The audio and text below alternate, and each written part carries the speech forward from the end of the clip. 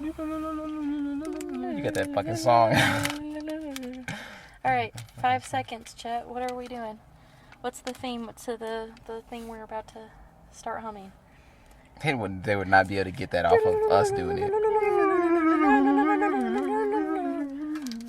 It's an HBO show.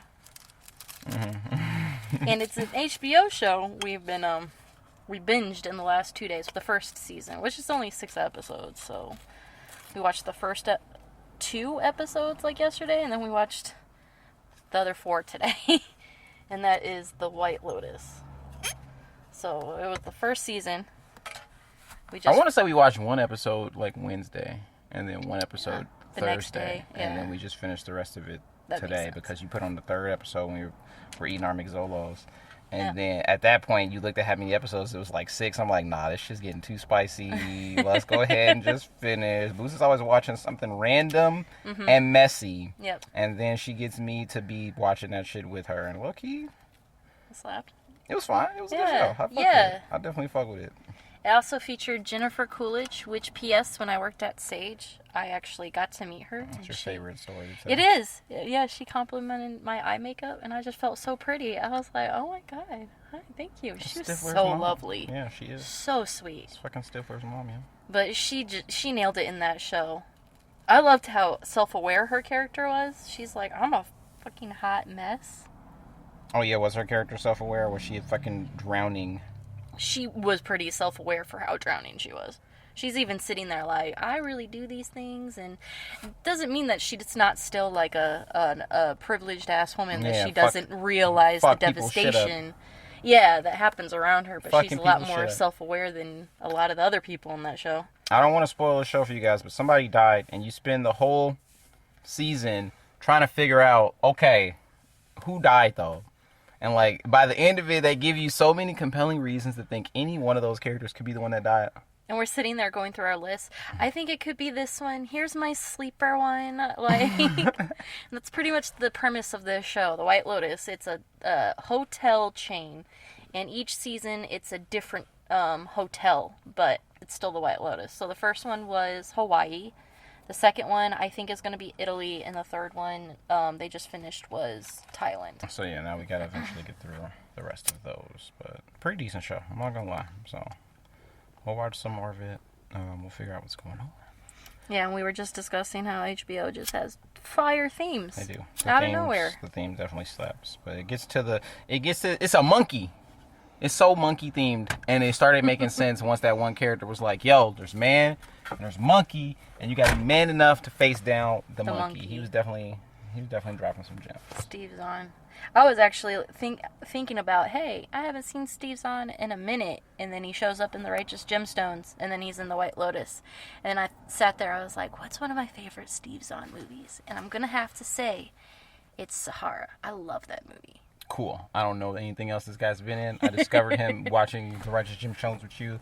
He's a good actor, so I'm sure I'll see him in more stuff and start to recognize him in more stuff. But Sydney Sweeney was also in this show, and her role was also hilarious. The whole show, terrible people. Terrible people who learn next to nothing. Let's get that out of the way. But also, let's get this out of the way, right? 'Cause Our rocket ship.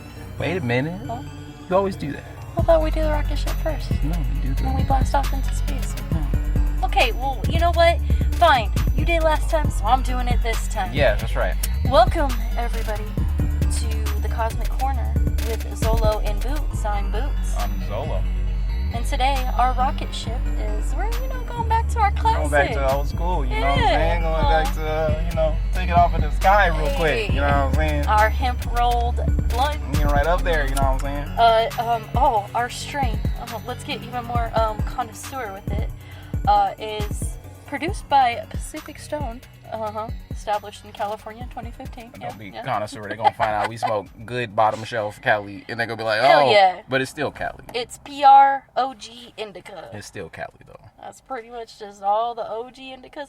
And even so, I still bet you our ground flower is That's what I'm saying. It's still Cali, though. Because every time I go back... still better than Illinois. Every time I go back to the city and I smoke with my fam, I'm like, okay. And then that's it. And I'm like, damn. I'm barely high for 5 minutes. I kind of need some more than that. And so, yeah, it's fine, you know. But Denver is different. Denver has elevation on top of just getting elevated. So, like, on top of them being, you know, the next in line for having legalized weed. So they got it a little more. They definitely, they got that shit. Higher than these motherfucking mountains. Like, you fucking excited for more game chat. I gotta holler at Naeem. Because he's got to bring the camera so we can finish Principal on episode 1. And I'm super duper excited to edit that. But before we go any further, I also want to shout out Knives real quick. Because episode 5, Cosmic Corner, y'all better go check out the previous episode. That debate was legendary. Yes, and then we did say last pod that we could come back with the 1. And so the 2 that I've been seeing lately, it was Gamora, right? You guys didn't agree with Gamora. He was saying he didn't agree with Gamora. Yeah, I think it's neutral good, right? I go from not lawful to neutral. For sure. I agree. And then what was the second one? Yeah, just pull up the Instagram because I think y'all just commented in there. No, I definitely left some comments on there. Yeah. I 100% disagree. Vision and neutral good. I wouldn't die on that hill. Okay. I wouldn't die on that hill. And I also conceded that I could see the argument for Ultron being a little more neutral evil than chaotic evil, although I still am on the record saying that, like, if you nuking a whole planet, like, if you're trying to kill a whole species, like, I feel like that's chaotic evil and you can't get no further. So yeah, looking at the list again, I feel like Gamora is the biggest one that I'm like, nah, she got to get up out of here. Yeah, I can agree. She got to get up out of here. Neutral good, for sure. Well, I guess so. If I did have to die on the hill, then I would go ahead and put Vision to lawful neutral, because that's what my comment says. That Vision should be lawful neutral, fully opposite of Wanda at chaotic neutral. So to me, that sort of made sense. I feel like we shouldn't debate about them too much more or move them until we do the next pod featuring Knives, though. Yeah. So, you know, we just gonna let that one sit. But definitely go check it out. I would love for y'all to leave y'all input on who y'all disagree with. When we first started our rocket ship, we were talking about Zolo's lack of empathy for people who don't understand the rules of the game. And what's the game we're talking about right now, Boots? What's the game we're always playing? Privilege? Life? Yeah. No, I was talking about Marvel Rivals. I'm talking about how people are upset that it's kind of tough to rank. How's ranking up been for you? You know, since the season began. I've been sitting here really thinking about it, right? Because, you know, I have kind of 2 different experiences on Xbox and PlayStation. Facts. Okay. I feel like I have better experiences on PlayStation, and maybe that's because I started that one midway through when I've been playing for a while, so it knows me as a good character or a good player, whereas my Xbox knows me for the mixed bag. It's more of an average of when you were learning versus when you actually got pretty good, so you think that affects the pool of players? The algorithm and everything, that you're facing and that are teamed up with you. That's compelling. I also think because I don't play it as much and it knows I'm a Smurf, it's gonna end up making me go into better games as a result. Because it's trying to further you out the elo. It's trying to get you out of the lower elos quicker when you have the skill level. The only thing about that, though, is like if the skill level was entirely, it's like, especially now because the rank points are more based on individual performance this season than they were before. So I feel like the algorithm sort of coming up with your entire player profile is still not going to affect them trying to move you out of lower elos if they feel like you're too good to play at that elo. Because right now, there is no too good to play any elo. If they reset everybody 9 ranks, we were Grandmaster, we went down to Gold. And I haven't touched Platinum yet. Been playing for a good week, and it took me a while to get up to Gold 1. I touched Silver a couple times because, you know, that's currently where our elos are. So the name of the game right now is early season and a game that doesn't have placement matches. And so that just means that the player pool at the bronze, silver, and gold levels are like full of people who've been all over the place. We played ranked last night with somebody who peaked not Celestial 1, I want to say. Or it was Celestial 3, but they were definitely in Celestial on the other team whooping our ass. And so it's like, until all of the higher level players kind of get out of the elo and the higher ones start to be populated with the high level players and the lower ones are less filled with a mixed bag of high level and low level players, that's just the playground that we're kind of in right now. I think that first of all, you can't really compare it too terribly much to when it first started because everybody was a noob when it first started. But I think now, the way that they have the system up, so you're only dropping 9, you're not going all the way to the beginning. Yeah. Right? So you're dropping essentially with your peers because it's not like the gold 3s stayed there either. They dropped down to all the way to the bottom. Yeah, they're bronze. Right. So it's like you're not playing with them, first of all. Second of all, if you're only really good at the game when you're in good teams, then you're not a good player. And maybe you're actually amongst the people that you should be amongst. And you're just kind of upset because you think you built yourself up to a certain point. But, like, you can't keep it there for too long. A, it's going to get boring. B, that doesn't really show your rank anymore if you're only playing with good players. And then C, it's just like part of being a good, player overall in any game is knowing how, and especially competitive games, is knowing how to fit in with what you got and not sitting there just completely crashing out and complaining because you know what it looked like when you were on something really good and now you're on something really bad and you're like, oh, it's not my fault and so therefore I should null and void it. I hear you. There's a lot of I feel like first of all, looking for the fault in a match is already low elo mindset. Yeah. Because I feel like you always got to just be looking at your own gameplay and how you can improve. And yeah, certainly you'll be in situations where your teammates either suck and y'all totally lose because they couldn't help you at all. And also you'll be in situations where you got some sort of god on your team and they're just fucking shit up and it's not you, but you're just there to witness it and be gifted this W because somebody on your team is just surfing like that.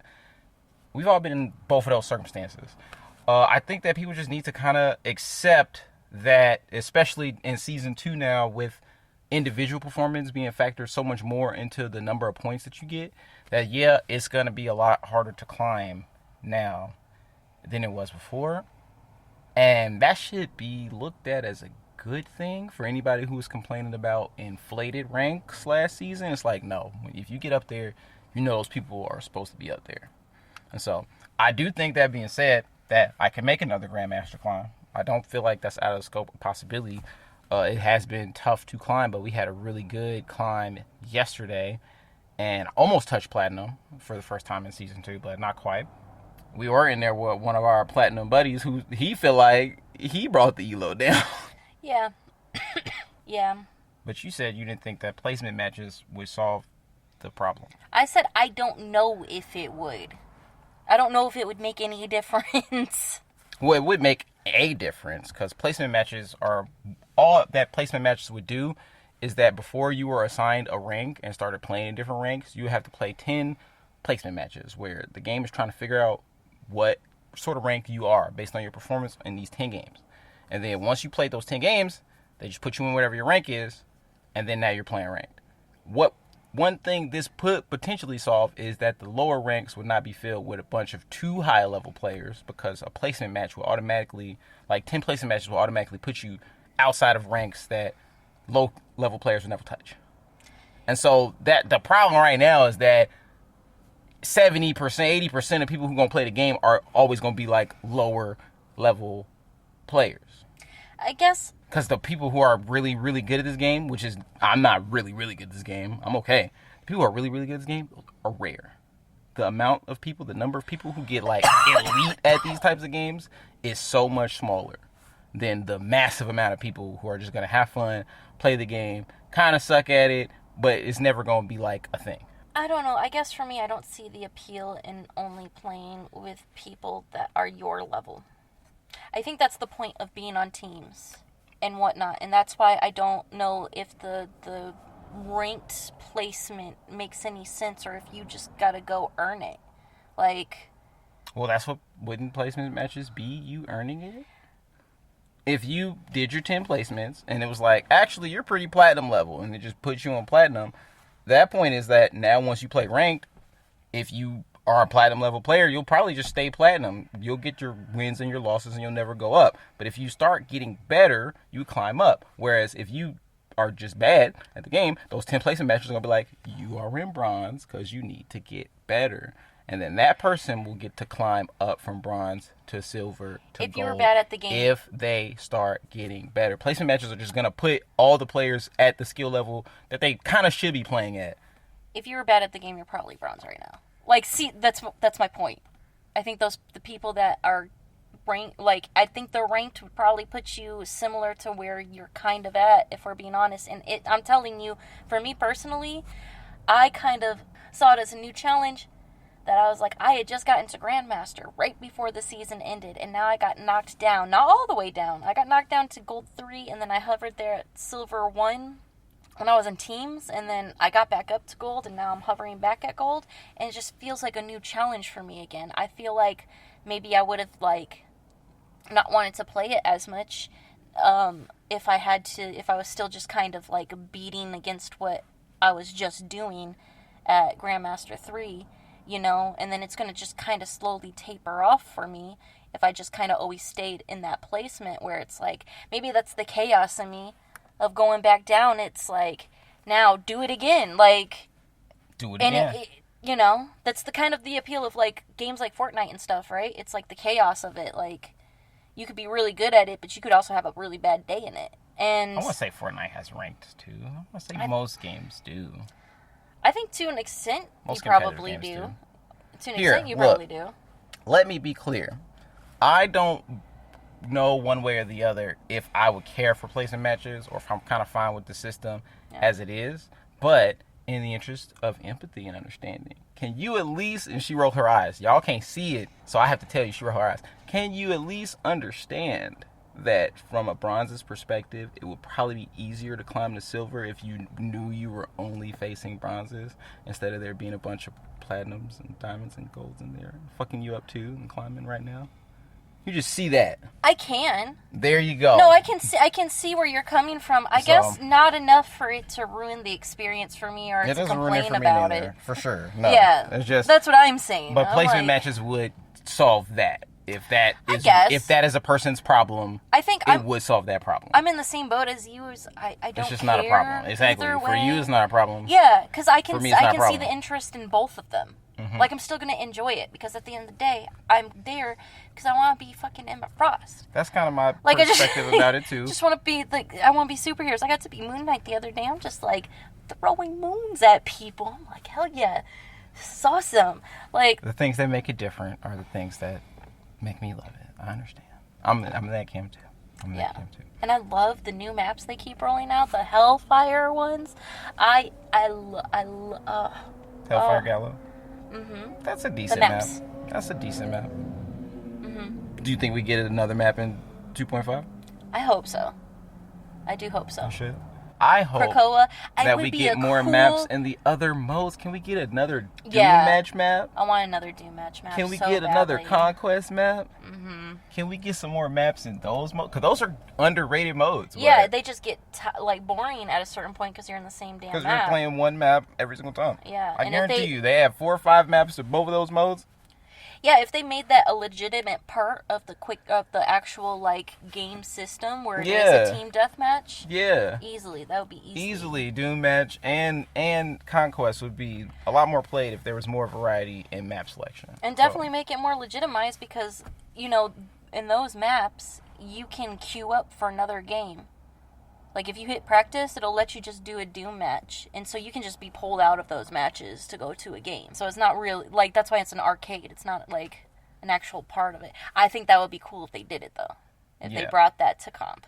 A team deathmatch. They brought that to comp? Yeah, I think that would... Different playlists? I think that just do the team deathmatch climb? I think that would appease the DPSs that are just... That's all they want. Oh, I disagree with that one because do you know how many times we load into Conquest now and we're seeing 2-2-2? I'm getting my ass whooping Conquest because they bringing out healers in Conquest. They started doing it. They started bringing out healers in Conquest. But that's what I'm saying is like maybe, just maybe, that would solve a lot of other problems. Am I saying that people aren't going to bitch? Yes, because that's all that's some people's jobs. That's just literally just some of their jobs. That's all they want to do. Is let me complain about it and then let me send death threats to the maker because that's so common. Don't do that. Yeah, don't do it. Don't be doing stuff like that. Just go to Reddit and complain and then be done with it. Like, or do something that you enjoy. I'm always an advocate of negative energy is a thing, and you don't have to engage with. Put yourself into negative energy. Yeah. You could choose to be like, I don't like this thing, and so why don't I go do something I like, and then I'll be happier. The world is already going to put you into uncomfortable situations, so if you can get yourself out of an uncomfortable situation and do so without making other people uncomfortable or hurting other people, do so. Because I don't like it when people use that as a mantra to be like, well, then I went to go live my best life, and it's like, and then you're not noticing all the people in your wake because you're just, So that's, the little asterisk, if I could. For changing gears, we did finish watching something on Tuesday. It's so funny you're saying that because I was literally about to change gears to Daredevil. To Daredevil, yes. Born Again. Finale. Because we talked about it earlier, and you were like, I'm liking it, but it's still, I have to see the whole story. And now you've seen the whole story, or part 1, or season 1, if you will. And so, gotta hear your thoughts. It does feel like a part 1. Because yes, when we finished it and there wasn't a big finale, I was like, damn. But at the same time, it makes so much sense that it didn't feel like a bang. And it did feel like, and I was seeing it, it's the Infinity War. Thanos won. Kingpin won. The Kingpin won. And season 2, because it's Born Again. He hasn't been Daredevil for how long? He's a little bit out of the gang. If you look at him, I'm sitting there, restudying the fights in my head, and as much as Matt Murdock was still on top of his shit, he missed things that I feel like peak him in the Netflix series wouldn't have missed. Yeah, he wouldn't. And that's why he couldn't go down there and do his thing. I think that it's perfect because it doesn't feel like you left on a bang. And it was just so funny because I saw a graphic that somebody had put, either it was on Facebook or Reddit, or it was on Reddit and then made it to Facebook, whatever. And it was like, oh, we're going to need a team. And there's the picture you expected where it's just all the heroes in New York versus the picture that we got, which was just the people from the show, Yeah. And so I'm sitting there, I'm like, yeah, Spider-Man too. And but it's I thought for coming back, it was really good overall. I see the bigger picture, and I think they did a really good job, and I can't wait to see the next part of this series. Yeah, they're filming it now. So, we've seen the costume, which oh my god, I'm not gonna say any more about that. Don't look if you don't want to see, because I'm in the circles. I'm gonna see it, and the implications of that costume do speak to that graphic of the team we expected, because this is based on a comic book storyline, and a lot of the heroes, basically all the heroes that were in that comic book storyline, are characters that the MCU does have access to, and in theory, outside of Spider-Man, with the whole how we sharing it with Sony sort of situation, means that any of them could potentially appear in the second season. How many of them do you think will? Jessica Jones? 100%. Luke Cage? I think so. Iron Fist? Teetering. I don't think so, though. Moon Knight? No. White Tiger? Yes. Possible Misty Knight. If we're not seeing Danny, he doesn't have the dragon anymore. He doesn't have the fist. It's Colleen. Maybe. Teetering. I know Jessica for sure, and I feel like I know Luke Cage for sure. You know, or you just have a really early. No, I know. You know. I know. She's calling it. You heard it here first. I know. So, I definitely think that the Defenders are showing up. Moon Knight would be crazy. I don't think so. Moon Knight would be absolutely crazy. But they could do it. From what I heard, there's no plans, and there never have been plans for Moon Knight beyond what they've done. Yeah, there's a lot of rumblings about. I think the if best. More could come. No, I don't even think an Avengers movie. And where he might show up. No, I don't see him in Avengers. Doomsday, definitely for sure. No. And Doomsday is about to break everything. I feel like, for me, I definitely could see... I know what the reshoots were. Like, I know all of it at this point. You could definitely tell what the old story that they were telling was, what the new story that it kind of transformed itself sort of into was. I think that it was really well done how they ultimately sort of landed that arc, because it kind of just makes the initial stuff have this feeling, like a sort of different feeling, and that's the feeling of him not being Daredevil. And so the fact that the tone kind of shifts when he finally decides to put the mask back on, it makes sense. I feel like they landed it really well. Yeah. And so I'm excited to see the second season. How do you think it compares now to the Netflix?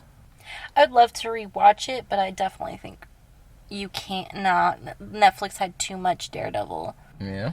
Yeah, like compared to this, we didn't even have Daredevil for like 4 or 5 episodes. Maybe season 3 of Daredevil, he didn't dress up as much, but you can't compare the two. I'm pretty sure Netflix is still gonna win. Because for everything that it did, everything that it set up, I'm saying Born Again is doing a good job picking up where it left off. That does speak to kind of how well they landed it. That it, as much as it feels like it's doing something new and different and very MCU, it also really feels like it continues from that. Yeah. It does feel like it's the next step. It does feel like it's the next evolution, if you will, and that they really tried to honor what the Netflix shows did before, because the Netflix shows, like I said before, did a great job of weaving themselves into the MCU narrative. They're already like, we are in this universe. We're in our little pocket. And so once you realize that, and it's like, okay, yeah, that can just be, that's your history. That could be your history. Let's go. That's pretty cosmic. It's so cosmic that I'm still up here, bro. Cosmic. No, you're weird. No, we can't do that? No. We should be able to do that. We're gonna find a new one.